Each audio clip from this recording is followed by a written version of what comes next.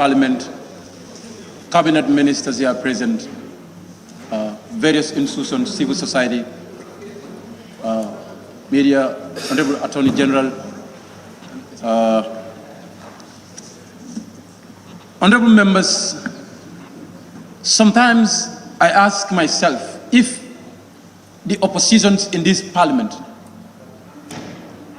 definitely forget the culture in this parliament. Let me tell you one thing. If these people I am facing here,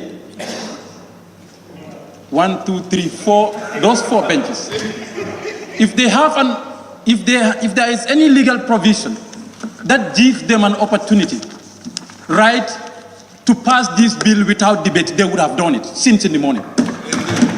They would have.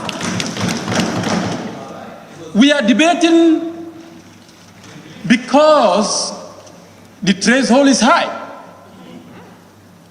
Had they have any opportunity to push this even without debate since 10 a.m., we would have gone home since in the morning.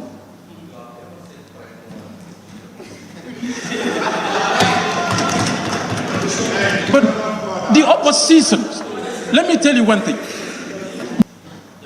I was watching at some point one deliberation by the former president of the United States, Barack, in the British Parliament. Prior to his deliberation, the moderator who took the floor said, history is more than the path left by the past. It influences the present and can change the future. History is quite important. Honorable members, sometimes we think about our actions, consequences of our actions in this parliament, consequences of our decisions in this parliament can haunt this country for more than 30 years. And this is what is happening today. Honorable Attorney General, I could remember very well when you presented the bill for the judiciary officers' remunerations and pensions bill. I said this here. I said, when you presented the draft constitution,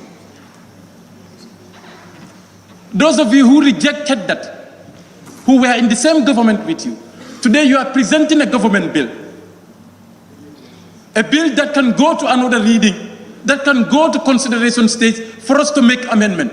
But they say no to that. What is the difference between those two? The very government members rejected that. Government members, I am not surprised. When you rejected that, I wasn't surprised. You are fond of rejecting the businesses that come from your own government. You did it in 2020, this was in 2023, 2024, when you did, I wasn't surprised. You are fond of rejecting business from your own government. Whether it is a pretense from the government bringing those businesses, I don't know. But it's a big surprise for government to bring a business here, where thorough cabinet consultation was done, approved by the president, and comes here, you reject that one. And today we are here seated. The constitution that you want to pass, I am surprised. I am very well surprised. When you're talking about dialogue as far as constitution is concerned, constitutional building is a systematic process. A process that must be consultative and inclusive and participatory. And not only consultative, but incorporation of the ideas that you've consulted from people. You have disregarded the consultative book, the consultative draft, and you brought in a draft which was not consultative. My problem generally is about the process. Constitutional building is way beyond the content of the bill. It's about consulting people. And where those consultations starts, this is why when you promulgated CRC, act from this parliament, what did you put there? Consultation from one community Bantaba to the other. I was privileged to attend Children Consultation Forum at the Rural Development Institute, where they spent more than 3-4 days. Children, underage, students, from every family background, irrespective of the language and the color of their skin, converged and they expressed their views on that book. My mother, by the time, who was a market vendor, had an opportunity to express her view as to how she wants to be governed in the 2020 draft. I was opportune also to attend a public hearing in Kiang Keneba, where women, irrespective of their background, age, their education background, converged and expressed opinions on that book. This is the type of consultation we're talking about. The disability. These are the consultation we are talking about. And in fact, when we converged at the conference center, this mediation was done by a very respectable person, Goodluck Jonathan.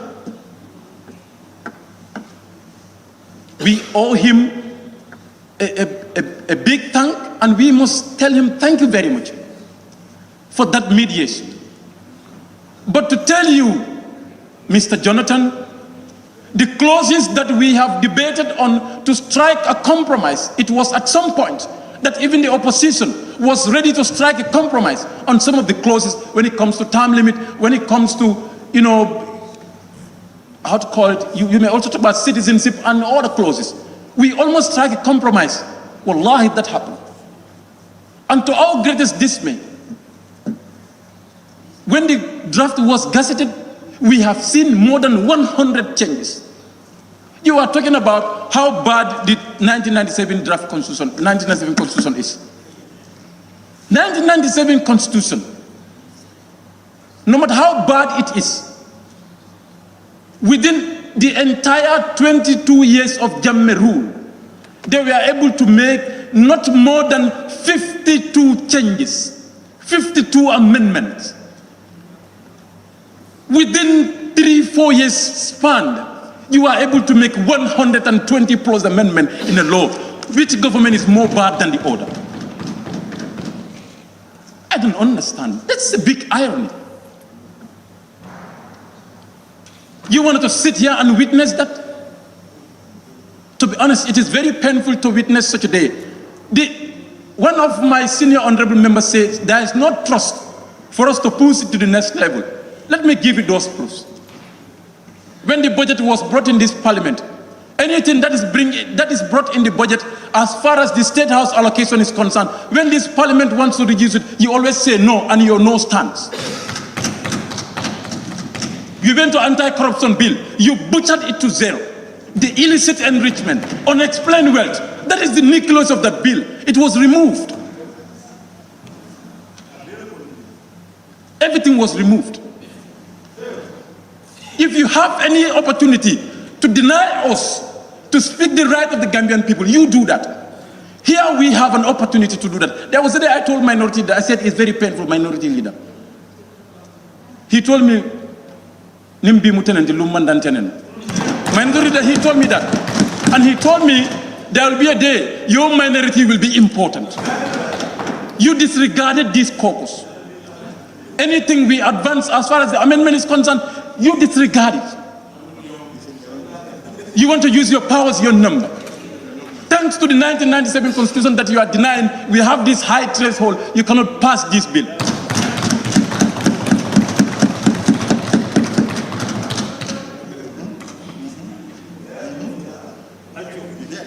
In 2020, I was sitting watching from debate to voting. I watched everything. I worked seriously because I know what has happened. Sometimes people talk about only $116 million. Can you imagine? You are talking about 116 million during your debate, the electricity that was used in this chamber. Can you imagine the printing of the papers? Can you imagine the sitting allowance? Can you imagine the air-conditioned chambers? Can you imagine the water that you have used? Can you imagine the food?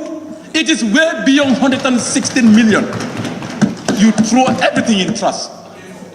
And some of the honorable members, when you brought the bill entitled Judicial Officers Remuneration and Pensions Bill, some honorable members stood here and said, The reason why they rejected the draft constitution was because of that clause.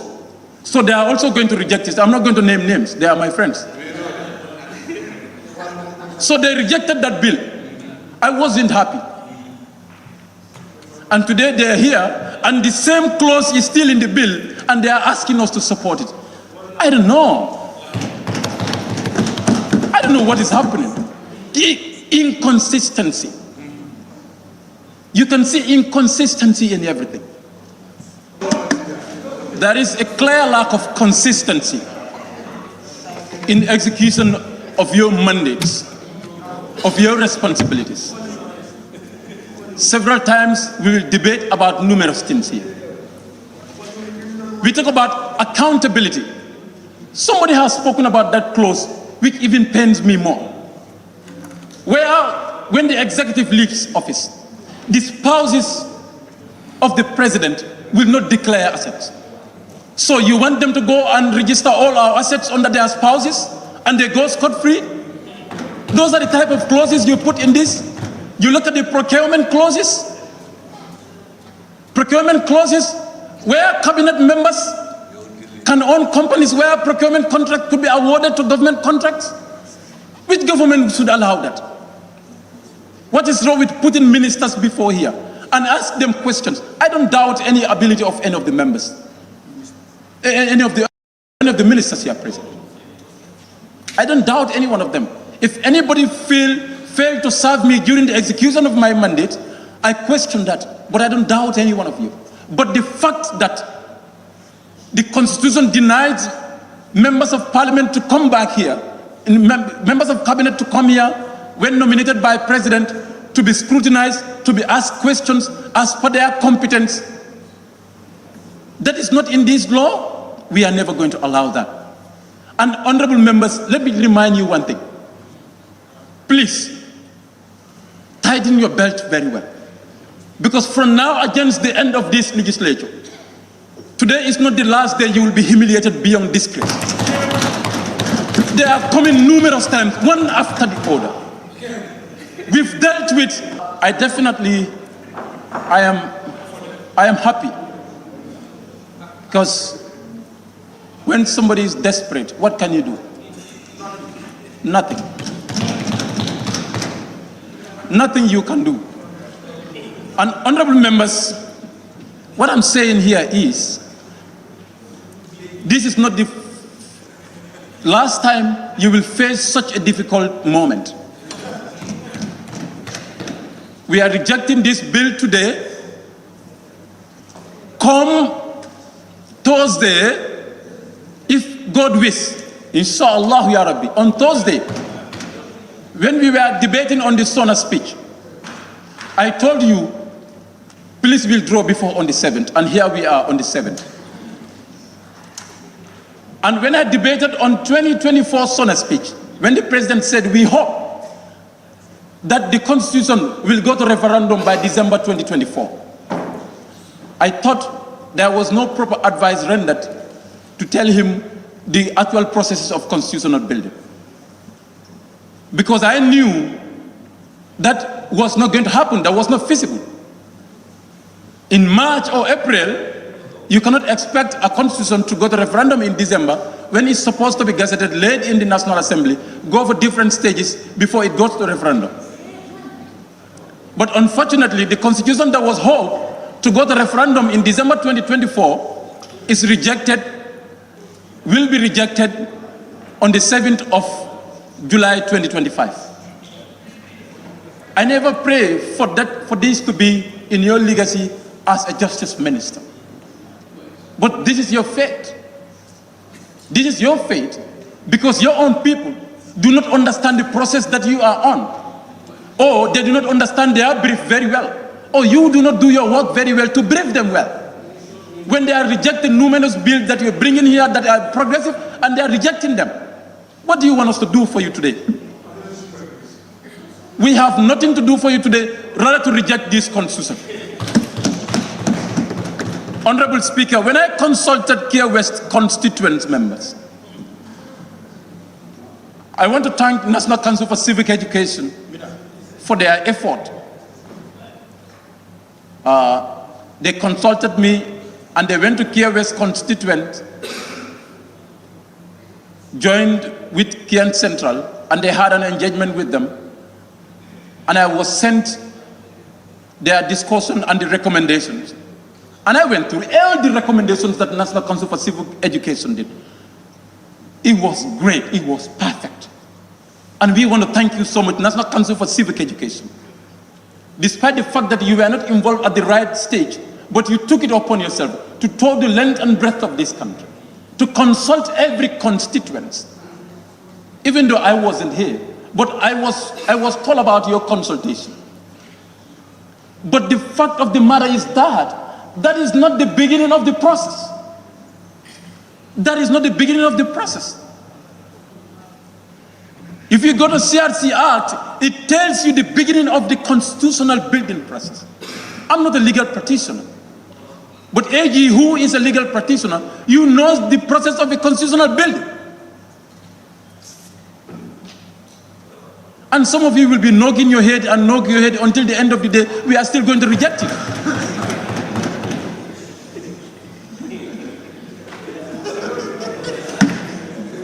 Honorable Speaker, as I conclude, let me make this very clear to all of you. History will judge all of us as public leaders. This term limit you are crying, so long as you don't ensure accountability and transparency in public office, we don't care about it. When there is term limit, no matter how long a leader stays in office, if there is no accountability and transparency, that makes no sense. If our leaders are spending only 5 years, if we want, let's put only 5 years in the bill, as every president. If there is no transparency, if there is no accountability, that is meaningless. That makes no sense. This is what you are envisioning here. We are never going to allow that. The leadership that we trust should be a leadership that manifests that trustworthiness and who wants accountability. How many issues were raised in this parliament with respect to accountability and transparency? They were never responded to, they were never respected. If we are saying it's the issue of 1997 Constitution, 1997 Constitution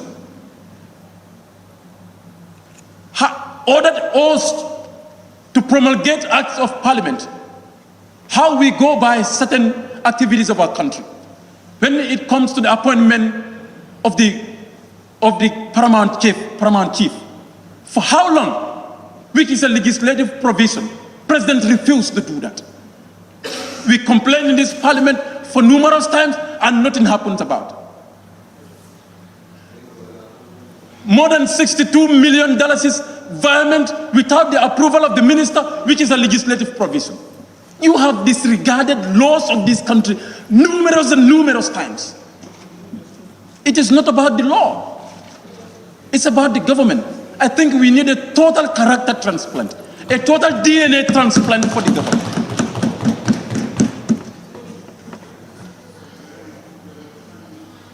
Thank you so much, Honorable Speaker.